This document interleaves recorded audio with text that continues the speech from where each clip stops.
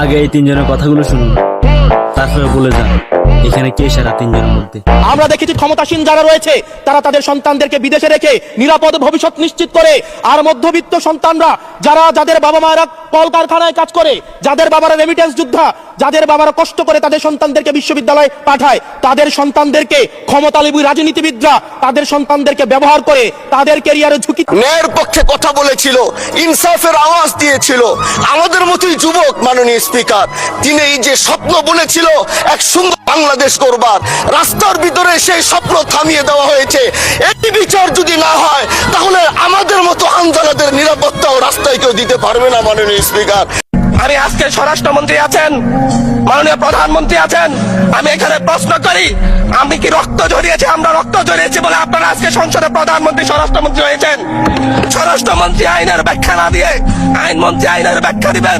স্বরাষ্ট্রমন্ত্রীর এসবে মনোযোগ দেওয়া দরকার, স্বরাষ্ট্রমন্ত্রী মনোযোগ দেওয়া